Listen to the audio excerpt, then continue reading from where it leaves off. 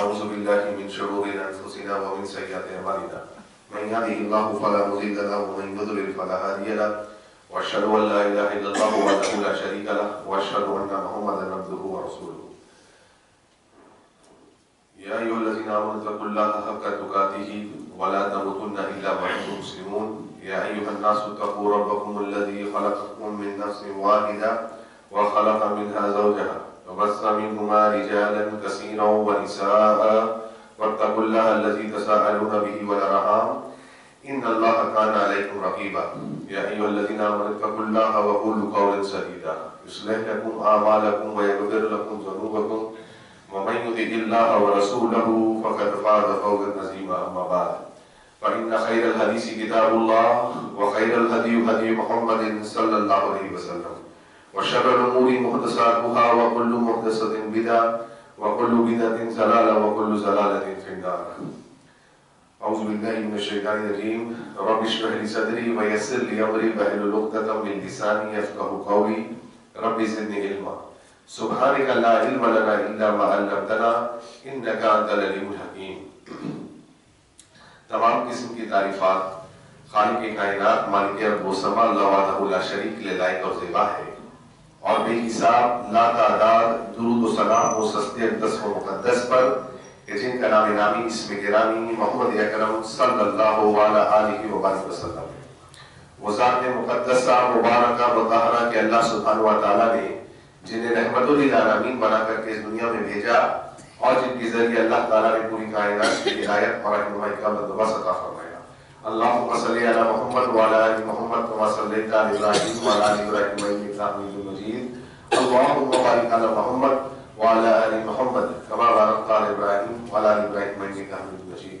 میرے دینی بھائیوں، آج کے شعبے کے خطبے میں انشاءاللہ چند باتیں جو ہم دیکھیں گے وہ باتوں ہوگی نوجوانوں کے تعلق سے کہ نوجوانوں کی ذمہ داریاں آج کے اس دور میں کیا ہے.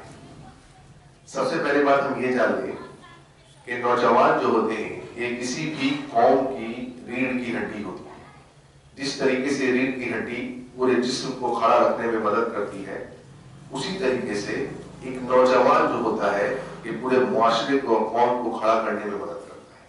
لہٰذا کسی بھی معاشرے یا کسی بھی قوم کا نوجوان اگر جاگ جائے اور نوجوان اگر صحیح اور سالم بن جائے، نوجوان واقعی میں اللہ کا بن جائے، اللہ کی عبادت کرنے والا بن جائے، تو معاشرے میں بہت بڑا انقلاب آ سکتا ہے. لہذا نوجوان کیا کرے اور نوجوانوں کی ذمہ داریاں کیا ہے. سب سے پہلی بات جو ہم کو یہ سمجھنی ہے اور جاننی ہے کہ نوجوان کا کام قیادت کرنا نہیں ہے. نوجوان کا کام فتوے دینا نہیں ہے، بلکہ نوجوانوں کا کام ہے عبادت کرنا. نوجوانوں کا کام ہے اللہ کی عبادت میں پروان چڑھنا. نوجوانوں کا کام یہ ہے کہ علم سیکھنا اور علم سیکھ کر کے عبادت کرنا. اور علم کتاب سے نہیں آتا ہے، علم علماء کی صحبت سے آتا ہے. لہذا نوجوانوں کی سب سے پہلی ذمہ داری یہ ہوگی کہ ان کو نہ قیادت میں لگنا ہے نہ ہی فتووں کی فیکٹری کے پیچھے لگنا ہے، بالکل بھی نہیں. جو ایسا کرتا ہے وہ سمجھ جائیے گمراہ ہے. بلکہ نوجوانوں کی ذمہ داریاں صرف یہ ہونی چاہیے کہ وہ اللہ کی خالص عبادت کرے اور لوگوں کو اللہ کی خالص عبادت کی طرف بلائے. لیکن کس کے ماتحت رہتے ہوئے؟ یہ بہت ہی ضروری ہے، علماء کی ماتحت، علماء کے اندر رہتے ہوئے اپنے من سے یا اپنے عقل کے مطابق، اپنے فہم کے مطابق قرآن اور حدیث کو سمجھ کر کے یا قرآن کی آیت کو اس کے متن کو دیکھ کر کے، حدیث کے متن کو دیکھ کر کے فتوے نہیں دینا. اور علماء کا کام ہی نہیں، یہ نوجوانوں کا کام ہی نہیں. یہ علماء کا کام ہے، یہ علماء کریں. جس کا جو کام ہے وہ کرے.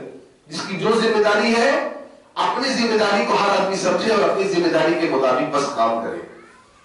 اسی لیے شیخ الاسلام ابن تیمیہ رحمۃ اللہ علیہ انہوں نے عبادت کا بڑے ہی جامع ڈیفینیشن دیا اور انہیں کہا کہ عبادت ہے کیا. تو شیخ الاسلام ابن تیمیہ رحمۃ اللہ علیہ فرماتے ہیں العبادت اسم جامع، کہ عبادت ایک بڑا ہی جامع لفظ ہے، لکل ما یحب اللہ ویرضى من الاموال والاقوال الظاہرہ والباطن، ہر وہ قول، ہر وہ عمل جو اللہ کو خوش کرتا ہو، جو اللہ تعالیٰ کو راضی کرتا ہو، وہ عبادت ہے۔ اور شیخ الاسلام ابن تیمیہ رحمۃ اللہ علیہ نے عبادت کے تعلق سے دو اور سوال اٹھائے، اور ان دو سوالوں کے جواب جو آدمی جان جائے تو جان دیجیے کہ پوری دین اس کی گرفت میں آ جائے گا۔ جو اس پہ عمل کرنے لگے گویا وہ پوری دین اپنی گرفت مل کر کے عمل کرے گا۔ وہ دو سوالوں نے کیا کہا؟ پہلا سوال انہوں نے کیا من تعبد، عبادت کس کی جائے گی؟ جواب بڑا ہی آسان ہے، عبادت صرف اور صرف اللہ تعالیٰ کی جائے گی، ہر قسم کی عبادت صرف اور صرف خالص اللہ کے لیے۔ اور دوسرا سوال انہوں نے کیا کئی فردا عبادت کس کے طریقے پہ کی جائے گی، کس کا طریقہ اپنایا جائے گا، کس کا اسوہ اپنایا جائے گا، کس آدمی کے بتائے ہوئے طریقے پر عبادت کی جائے گی، عبادت کرے کیسے؟ اللہ کی عبادت کرنی ہے لیکن من چاہی نہیں۔ کہا جواب ایک ہی ہے، وہ جواب ہے کہ ایک شخصیت کے طریقے پر جن کا نام ہے جناب محمد رسول اللہ صلی اللہ علیہ وسلم۔ یہ سمجھ گئے؟ الحمدللہ۔ اس لیے عبادت ایک بہت ہی جامع لفظ ہے۔ اللہ تعالیٰ سورہ ذاریات میں سورہ نمبر 51 کی آیت نمبر 56 میں فرماتے ہیں وَمَا خَلَقْتُ الْجِنَّ وَالْإِنسَ إِلَّا لِيَعْبُدُونِ۔ اللہ تعالیٰ فرماتے ہیں کہ ہم نے جن اور انسانوں کو پیدا ہی اس لیے کیا ہے کہ وہ میری عبادت کریں۔ تو کوئی آدمی یہ سمجھ سکتا ہے کہ عبادت کرے مطلب صرف روزہ نماز حج زکات کرتا رہے، ہر وقت تسبیح گنتا رہے، عبادت کے معنی نہیں ہے۔ شیخ الاسلام نے ہمیں سمجھایا کہ عبادت ایک بڑا ہی جامع لفظ ہے۔ یہ روزے رکھنا، نماز کا قائم کرنا، حج کو جانا اگر استطاعت ہے تو، صحت ہے تو، یہ سب عبادت کے ہائیسٹ فارمز میں سے۔ یعنی کوئی آدمی اسلام قبول کرے، مسلمان ہو جائے اور بے نمازی ہو، مسلمان اس کو تصور ہی نہیں کیا جائے۔ یہ تو کرنا ہے، بائی ڈیفالٹ ہے، یہ واجب ہے، ہر انسان پر، ہر مرد اور عورت پر نماز فرض ہے۔ یہ تو ہے ہی، یہ one of the highest form سے عبادت ہے۔ لیکن کیا اللہ کے نبی نے یہ نہیں فرمایا صلی اللہ علیہ وسلم کہ سونا بھی عبادت ہے؟ کیا آپ نے یہ نہیں فرمایا کہ راستے سے تکلیف دہ چیز کو ہٹا دینا عبادت ہے؟ کیا آپ نے یہ نہیں کہا کہ راستے پہ نظر جھکا کر کے چلنا عبادت ہے؟ گویا یہاں تک کہ آپ نے فرمایا کہ ایک آدمی اپنی بیوی سے جو جسمانی خواہشات کو پوری کرتا ہے، آپ نے فرمایا کہ صدقہ ہے، اور صدقہ دینا کیا ہے؟ عبادت ہے۔ صحابہ نے سوال کر دیا کہ رسول ایک آدمی اپنی جسمانی خواہشات کو اپنی بیوی سے پورا کرتا ہے، آپ کے لیے یہ صدقہ ہے؟ کہا یہ صدقہ ہے۔ کیسے؟ اللہ کے نبی نے فرمایا کہ یہ بتاؤ اگر اسی کام کو تم کسی ایسی عورت کے ساتھ کرتے جسے تمہارا نکاح نہیں ہوا ہے، کیا اللہ تعالیٰ تم کو اس پر عذاب دیتا یا گناہ دیتا کہ نہیں؟ صحابہ نے کہا بالکل اے اللہ کے رسول صلی اللہ علیہ وسلم، کہا اسی کام کو تم اسلام کے دائرے میں رہ کے کرتے ہو، الحمدللہ کی صدقہ دعا ہوا۔ یہاں تک کہ اہل علم علماء بتاتے ہیں ہمیں کہ اگر کوئی آدمی اس نیت سے کوئی جاب کرتا ہے یا بزنس کرتا ہے، پیسے کماتا ہے، نیت یہ ہے کہ اپنے گھر والوں کی اچھی سے حفاظت کرے گا، نیت یہ ہے اپنے ماں باپ، بوڑھے ماں باپ کو ان کے علاج کرائے گا، اللہ کی قسم علماء کہتے ہیں اس کا پیسہ کمانا بھی عبادت ہے، شرط یہی کہ طریقہ حلال ہو۔ آپ سوچئے اسلام کتنا وسیع ہے۔ الحمدللہ ایک آدمی اپنے دکان پہ بیٹھا ہے، اپنے کام کر رہا ہے، لیکن یہ اسلام میں عبادت کہا گیا اگر نیت یہی کہ حلال کمانا ہے، حرام نہیں، اور اپنے گھر والوں کی، بیوی بال بچوں کی، بھائی بہن کی اور ماں باپ کی الحمدللہ ان کی اچھی سے اچھی پرورش کرنا ہے، اللہ کے راہ میں خرچہ کرنا ہے، فی سبیل اللہ اللہ کے راہ میں دینا ہے، یہ سب عبادت میں آتا ہے۔ تو عبادت اس سیمت نہیں کیا جائے۔ نوجوان کی ذمہ داری کیا ہوگی؟ عبادت میں پروان چڑھنا۔ اس کا صرف یہ معنی نہیں کہ صرف نماز روزہ کرنے سے بعض لوگ سمجھتے ہیں چلے گئے پہاڑ پر رہبانیت اختیار کر، یہ عبادت کا طریقہ نہیں ہے۔ عبادت کا طریقہ یہ نہیں ہے، جو فرائض ہے اس کو تو کرنا ہی ہے، لیکن ساتھ ساتھ دوسروں کے جو حقوق ہیں، ماں باپ کے جو حقوق ہیں، بیوی بال بچوں کے جو حقوق ہے ان کو بھی ادا کرنا الحمدللہ آپ کو اس کا اجر و ثواب ملے گا، صدقے میں آتا ہے۔ اللہ کو اکبر۔ بیوی کو حلال لقمہ کھلانا الحمدللہ صدقہ ہے، اور صدقہ کرنا کیا ہوتا ہے؟ عبادت ہے الحمدللہ۔ تو نوجوان اپنی ذمہ داری کو پہلے کیسے سمجھے گا؟ نمبر 1، اس کو صرف عبادت کرنی ہے، عبادت میں پروان چڑھنا ہے۔ اور عبادت میں نے آپ کو بتایا یہ سب عبادت ہے۔ اگر وہ روڈ پہ چل رہا ہے، نظروں کو بچا کے چل رہا ہے، نظروں کو جھکا کے چل رہا ہے، حرام چیز کی طرف نہیں دیکھتا ہے، اور اگر نظر پڑ جاتی ہے فوراً نظر کو نیچے کر لیتا ہے، الحمدللہ عبادت ہے۔ وہ اپنے پیروں سے چل کر کے اس طرف جاتا ہے جس طرف جانا اللہ کو راضی کرنا ہے، اگر وہ ایسا کرتا ہے عبادت ہے الحمدللہ سبحان اللہ۔ یہاں تک کہ اگر وہ سو رہا ہے، عشاء پڑھ کے سوتا ہے اور نیت یہ کرتا ہے کہ فجر میں اٹھنا ہے یا تہجد کو اٹھنا ہے، الحمدللہ اس کا سونا بھی عبادت ہے۔ اللہ، یہ نوجوان کی ذمہ داری، عبادت ہے، پروان چڑھنا، علم حاصل کر کے، علم اپنے سے نہیں حاصل کرنا، علماء کی رہبری میں رہ کر کے حاصل کرنا، فتوے نہیں دینا ہے، اور قیادت ہمارا کام نہیں ہے۔ لہذا اللہ کے رسول صلی اللہ علیہ وسلم کہتے ہیں، ترمذی کی حدیث ہے، حدیث نمبر 2422، اللہ کے رسول فرماتے ہیں کہ قیامت کے دن بعض روایت میں 5 سوال ہے، بعض روایت میں 4 سوال ہے۔ جب تک کوئی آدمی ان 4 یا 5 سوالوں کا جواب نہیں دے گا، ایک قدم بھی ہل نہیں سکتا ہے۔ وہ سوالات کیا ہے؟ پہلا سوال اللہ تعالیٰ پوچھے گا، جو میں نے تم کو عمر دی، 60 سال، 35 سال، 70 سال، جو بھی اللہ نے آپ کے قسمت میں عمر رکھی ہے، جتنا بھی آپ کو جینا ہے اللہ کی مرضی سے، اللہ تعالیٰ کہے گا اس کا حساب۔ اللہ اکبر۔ دوسرا سوال، جو میں نے تم کو جوانی دی تھی اس کا حساب لاؤ۔ اب ذرا ایک بات ٹھہر کے سوچئے، جب اللہ تعالیٰ نے پہلے ہی سوال کیا جو عمر دیا اس کا حساب لاؤ، تو عمر میں تو جوانی بھی آ جاتی ہے۔ اگر اللہ تعالیٰ ہماری 60 سال کی زندگی کا حساب مانگ رہا ہے تو 60 سال کی زندگی میں جوانی موجود ہے، پھر دوسرا سوال الگ سے جوانی کے تعلق سے کیوں کرنا؟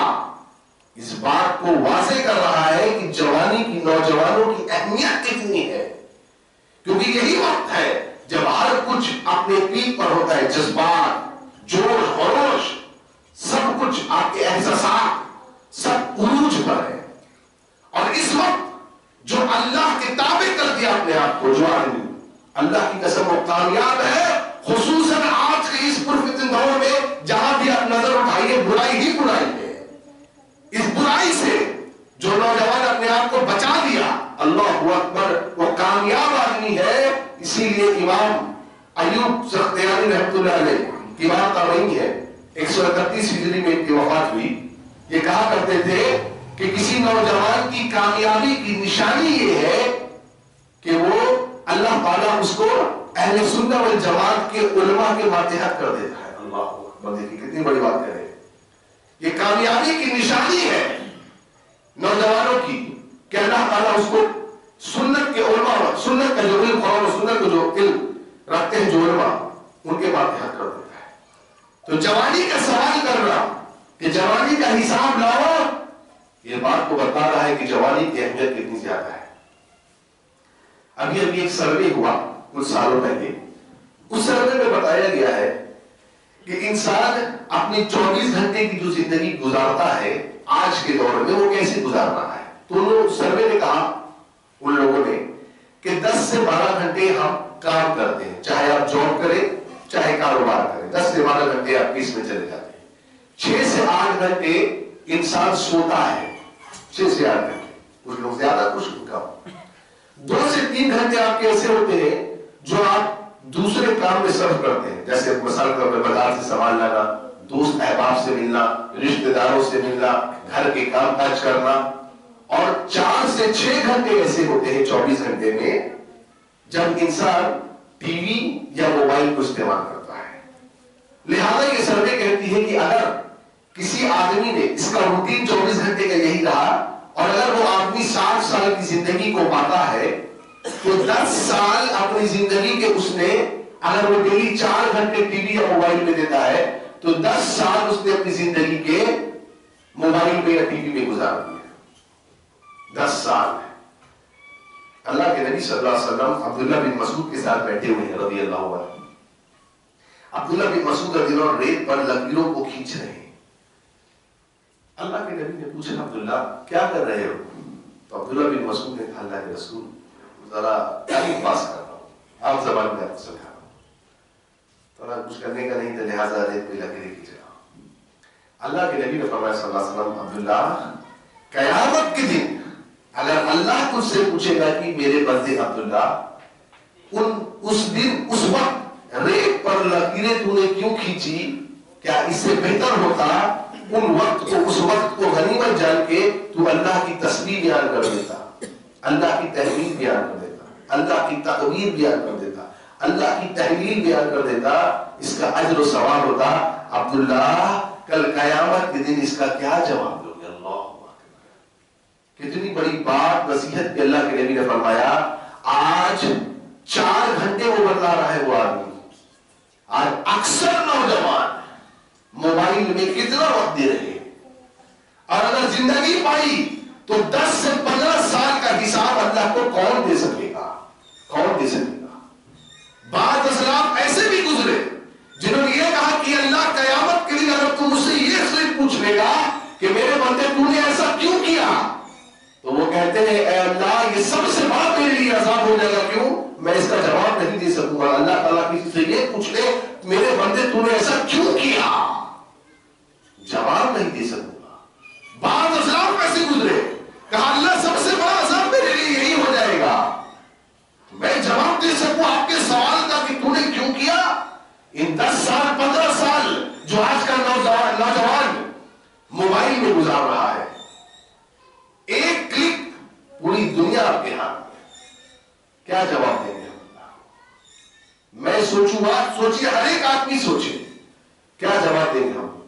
اللہ کے نبی نے فرمایا بعض چیزوں کو بعض سے پہلے غنیمت سمجھو، اس میں سے ایک بڑھاپے سے پہلے جوانی کو. تمہیں پتا نہیں کل بوڑھے ہو جاؤ گے بیٹھ کے نماز پڑھنے لگو گے، کل بوڑھے ہو جاؤ گے کتنی رکعت پڑھی بھول جاؤ گے، کل بوڑھے ہو جاؤ گے روزے رکھنے کی طاقت موجود نہیں رہے گی، کل بوڑھے ہو جاؤ گے بعض بیماریاں لگ جائیں گی، گھٹنے کا پرابلم ہو جائے گا، کیا کچھ نہیں ہو جائے گا. آج جوان ہو، تندرست ہو، ہٹے کٹے ہو، زیادہ سے زیادہ وقت اللہ کی عبادت میں گزارو، زیادہ سے زیادہ وقت دین کی سربلندی کے لیے گزارو، دین کی سربلندی کی مدد میں گزارو. اور اگر آپ یہ چاہتے ہیں کہ اللہ تعالیٰ آپ سے کام لے، اگر چاہتے ہیں آپ کہ اللہ آپ سے کام لے، تو ذرا سا اپنے آپ کو عملی میدان میں اتاریے، کیونکہ جب تک عمل کے میدان میں نوجوان نہیں آئے گا اللہ تعالیٰ اس کو اس لائق نہیں سمجھے گا کہ اسے کچھ کام دیا جا سکے. آپ دیکھیے اللہ کے رسول صلی اللہ علیہ وسلم کو اللہ کے نبی صلی اللہ علیہ وسلم نے، اللہ سبحانہ و تعالیٰ نے اللہ کے نبی صلی اللہ علیہ وسلم کو کتنی بڑی ذمہ داری دی. عرب کے معاشرے کو پڑھیے، سیرت کی کتابوں کو پڑھیے. اللہ کے نبی صلی اللہ علیہ وسلم کی پیدائش سے پہلے تک کیا حالات تھے وہاں، جاہلیت کتنی بڑی ہوئی تھی، کیا کچھ نہیں تھا. ایسے ماحول میں، ایسے جاہلیت کے ماحول میں، اندھیروں کے ماحول میں اللہ تعالیٰ نے محمد رسول اللہ کو بھیجا. اس کے بعد آپ پر نبوت کی دعوت و تبلیغ کی ذمہ داری رکھی آپ کے کندھے پر. ماحول پہلے پڑھیے بیک گراؤنڈ میں جا کر کتنی بڑی ذمہ داری اللہ کے رسول دی گئی. ابھی کون سی آیتیں نازل ہوئی؟ سورہ مزمل اور سورہ مدثر، 2 سورتیں نازل ہوئی. اللہ حکم کیا دے رہا ہے؟ اے نبی محمد صلی اللہ علیہ وسلم بڑا کام آپ کے سامنے ہے، اللہ کو بہت بڑا کام آپ سے لینا ہے. تہجد میں کھڑے ہو جائیے، اللہ اکبر، تہجد میں کھڑے ہو جائیے محمد صلی اللہ علیہ وسلم. کتنی قرآن نازل ہوا اس وقت، کتنی سورتیں نازل ہوئی؟ سورہ مزمل، سورہ مدثر. اللہ تہجد میں کھڑے ہو. کیوں؟ یہ ٹریننگ ہے، یہ ایسا وقت ہے جس وقت انسان کو اللہ کی قربت ملتی ہے، اللہ سے لگاؤ کا ذریعہ ہے یہ وقت. اور اسی وقت کو آج ہمارا نوجوان 1.5 GB ڈاٹا میں صرف کر دے رہا ہے. جو وقت اللہ کی قربت کا تھا، اللہ سے معافی مانگنے کا تھا، اللہ سے مدد مانگنے کا تھا، کہ جب اللہ تعالیٰ خود آسمانی دنیا پر آ کر کے یہ اعلان کر رہا ہے کون ہے جو مجھ سے مانگے، کون ہے جو اپنے گناہوں کی معافی مجھ سے طلب کرے، کون ہے؟ جب اللہ خود آ رہا ہے مانگ رہا ہے اس قیمتی وقت کو. آج کل نوجوان 1.5 GB ڈاٹا میں صرف کر دے رہا ہے. یہ 1.5 GB ڈاٹا کو استعمال کرتے کرتے اسے یہ تک پتہ نہیں ہو رہا ہے کہ میرا مستقبل کیا ہے, میرا کریئر کیا ہے, مجھے کیسے کریئر بنانا ہے, مجھے زندگی میں کیسے آگے بڑھنا ہے. اس کے پاس سوچ کا وقت ہی نہیں ہے. دنیا میں کیا حالات, کیا معاملات چل رہے ہیں, دین کے معاملے میں ہو یا دنیا کے معاملے میں ہو, اسے کوئی فکر نہیں ہے, کوئی یہ نہیں. آج اکثر نوجوان کو پوچھئے کچھ کورس کرتا ہے, کیوں کر رہے ہیں آپ یہ پڑھائی پڑھے, کیوں پڑھ رہے ہیں؟ نو آنسر, جواب نہیں ہے. مقصد ہی پتہ نہیں اس کو کیوں کر رہے ہیں. ابو جان نے کرا دیا کر رہے ہیں, دوست کرتے تھے کر رہے ہیں, بھیا نے کیا تھا کر رہے ہیں. یہ جواب نہیں ہے. اس کو مقصد پتہ نہیں ہے. کیوں مقصد کیسے پتہ رہے؟ دنیا میں کیا مسلمانوں کے خلاف پروپیگنڈے چل رہے ہیں کہ اس کو کوئی مطلب نہیں. کیوں 1.5 GB ڈاٹا, 1 2 3 نہیں, مختلف سیم ہے. کیسے جواب دے گا, کیسے کدھر معاشرہ ہمارا جا رہا ہے. عبداللہ بن عمر رضی اللہ عنہ 16 سال کے تھے, کہتے ہیں بڑی خواہش, شدید خواہش کہ مجھے بھی خواب آئے. کیوں اللہ کے نبی صلی اللہ علیہ وسلم فجر کے بعد لوگوں کی خواب کی تعبیر بیان کرتے تھے. کہتے ہیں مجھے بھی بڑا خواب, شوق کی خواب ہے, لیکن خواب آتا نہیں. ایک دن خواب آ گیا, دیکھا کہ مجھے آگ میں ڈالا جا رہا ہے, جہنم میں. آگ اس طرح کا میں نے کچھ خواب دیکھا. اللہ اکبر. نبی صلی اللہ علیہ وسلم سے ملاقات نہیں ہو پائی. اپنی بہن حفصہ کو کہا, جو کہ نبی صلی اللہ علیہ وسلم کی بیوی بھی ہے, کہا یہ میں نے خواب دیکھا ہے, نبی سے تعبیر پوچھیے. اللہ کے نبی نے جواب دیا, نعم الرجل عبداللہ, عبداللہ بڑا اچھا آدمی ہے. لو کان یصلی من اللیل, اگر تہجد کی پابندی کرے. اللہ اکبر. عبداللہ ابن عمر کہتے ہیں اللہ کی قسم, جس دن میں نے محمد رسول اللہ صلی اللہ علیہ وسلم سے یہ بات سنی کہ عبداللہ اچھا آدمی ہے, صرف تہجد کی پابندی کر لے. 16 سال کی عمر تھی, بعض روایت میں آتا ہے کہ 100 سال کی عمر پائی. کہتے ہیں اس کے بعد سے ایک رات بھی ایسی نہیں گزری ہے کہ تہجد کی پابندی میں نے نہیں کی. کیوں؟ اللہ کو عبداللہ بن عمر سے کام لینا تھا. اللہ تعالیٰ نے ان کو ٹریننگ کے لیے کھڑا کر دیا. آئیے ادھر ٹریننگ ہے, یہ ٹریننگ ہے, یہ تیاری ہے. اللہ کو ان سے کام لینا تھا. میرے بھائیوں, نوجوان 3 قسم کے ہیں آج. ایک جس کو دین کا علم ہے اور اس علم پر وہ عمل بھی کرتا ہے, لوگوں کو بلاتا ہے. دوسرا جس کو علم کی, جس کو دین کا کوئی نالج نہیں, زیرو نالج, اس کو دین سے کوئی مطلب نہیں.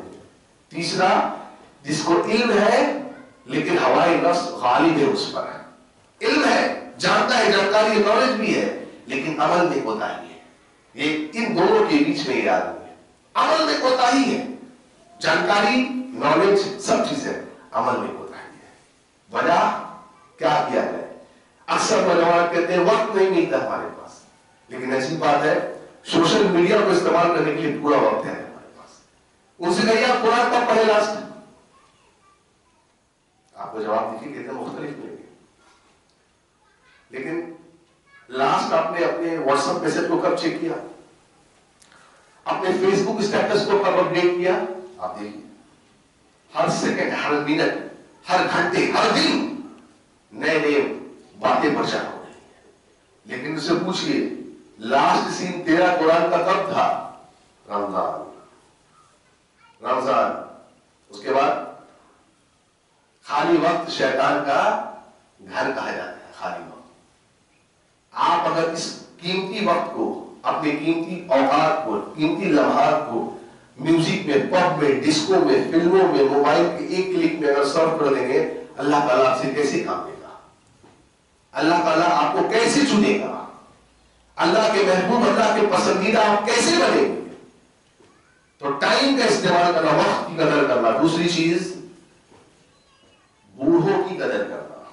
اکثر نوجوانوں میں یہ نہیں پایا جاتا ہے. خصوصاً ماں باپ کی قدر کرنا. ماں باپ بوڑھے ہو گئے جا کر کے اولڈ ایج ہوم میں چھوڑ دیا گیا. نہیں, اسلام میں اولڈ ایج ہوم کا کوئی تصور ہی نہیں. حارثہ ابن نعمان رضی اللہ عنہ نوجوان صحابی ہے. اللہ کے رسول کہتے ہیں کہ امی عائشہ کے ہاں آپ سوئے ہوئے تھے, اچانک آپ اٹھے, مسکرانے لگے. امی عائشہ نے پوچھا اللہ کے رسول کیا بات ہے؟ تو اللہ کے رسول نے فرمایا دراصل اللہ نے مجھے جنت کے نظارے اللہ تعالیٰ مجھے دکھلا. تو میں جنت میں تھا, میں نے کیا دیکھا کہ تلاوت کی آواز آ رہی ہے. میں نے جبرائیل سے پوچھا یہ کس کی آواز ہے؟ جبرائیل نے کہا ہے محمد صلی اللہ علیہ وسلم یہ آپ کی امتی حارثہ ابن نعمان کی آواز ہے.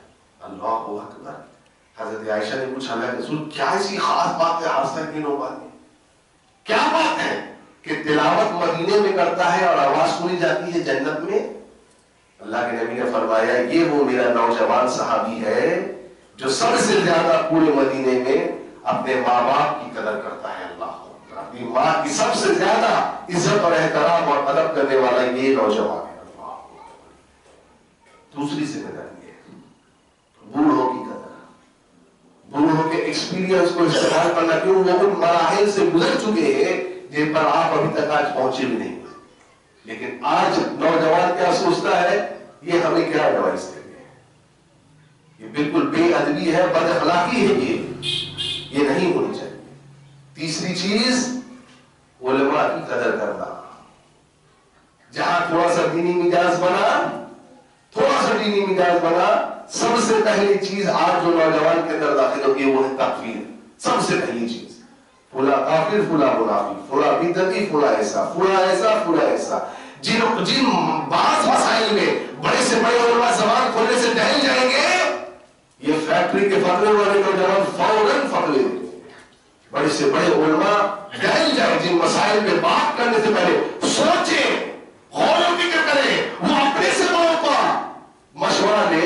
ان پر آج پر نوجوان آج کل فرماتے تاریخ سے یہ دراصل علماء کی نافرمانی ہے. کیوں؟ ہم مقلد نہیں ہیں، کیونکہ ہم تو مقلد نہیں ہیں، ہم تو کسی کتابیں نہیں، ہم تو آزاد ہیں.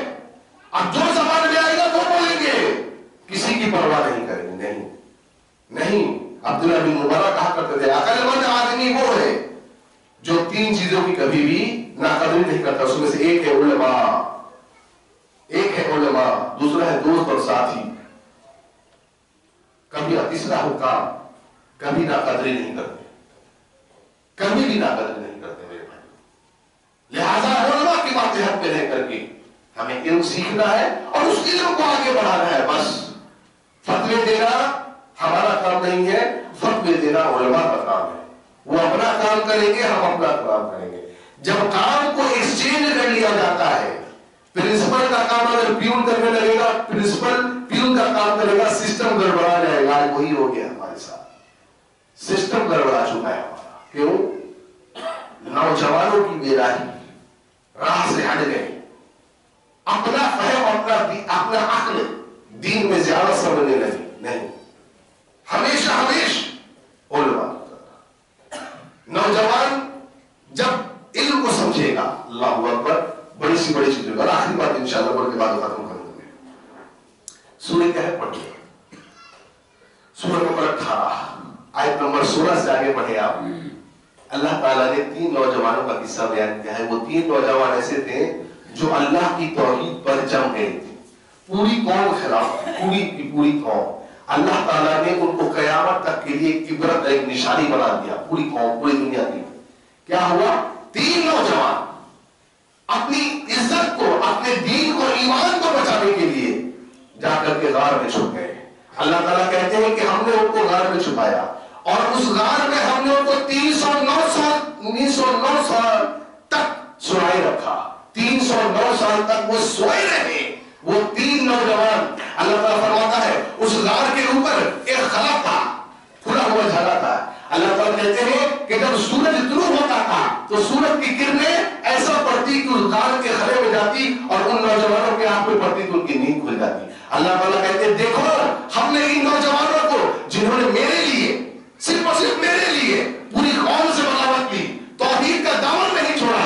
اللہ تعالیٰ کہتے ہیں کہ جب سورج طلوع ہوتا تھا اور اس کی کرنیں آ کر کے اس خلے میں پڑتی، اللہ تعالیٰ کہتے ہیں ہم سورج کی کرنوں کو حکم دیتے اور وہ دائیں طرف منہ جایا کرتا تھا. اور جب غروب ہوتا تو بھی وہ پڑتی، ہم اس غروب ہونے وقت سورج کے کرنوں کو حکم دیتے اور وہ بائیں طرف منہ جاتا تھا تاکہ ان کی نیند میں خلل نہ ہو. اللہ تعالیٰ فرماتے ہیں اور ہم ان کی کروٹوں کو بدلا کر دیتے، ہم بدلا کر دیتے. کیوں؟ اگر کروٹ نہیں بدلتے تو شاید مٹی ان کو مردہ سمجھ کے کھا جاتی. اللہ اکبر. اور جب وہ اٹھے تو سوال کرتے ہیں کتنا دن سوئے؟ کسی نے کہا 1 گھنٹہ، کسی نے کہا 1 دن. نہیں، 300 سال تک سوئے رہے. اللہ اکبر. یعنی جب نوجوان اللہ کے دین پہ جم جاتا ہے، اللہ اکبر، اللہ سبحانہ و تعالیٰ اس کی حفاظت کرتا ہے. ہر فتنے سے اللہ تعالیٰ حفاظت کرتا ہے. اور بھی کئی باتیں انشاءاللہ کبھی موقع ملے گا تو آپ کو بتاؤں گا کہ اور آج کے اس پرفتن دور میں نوجوانوں کی ذمہ داریاں کیا ہیں. اللہ سے دعا ہے کہ اللہ تعالیٰ جب تک ہمیں زندہ رکھے عقیدت توحید پہ زندہ رکھے. اللہ تعالیٰ جب بھی خاتمہ عطا فرمائے عقیدت توحید پہ خاتمہ عطا فرمائے. وآخر دعوانا الحمد للہ.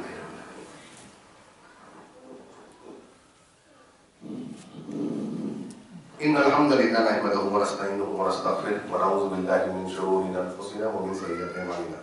من يهده الله فلا مضل له ومن يضلل فلا هادي له.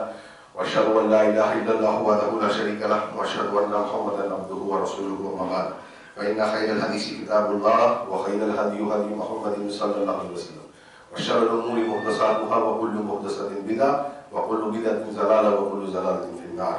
اللهم انصر من نصر دين محمد صلى الله عليه وسلم وجعلنا منهم وخذل من خذل دين محمد صلى الله عليه وسلم ولا تجعلنا منهم. عباد الله رحمكم الله إن الله يأمر بالعدل والإحسان وإيتاء ذي القربى وينهى عن الفحشاء والمنكر والبغي يعظكم لعلكم تذكرون.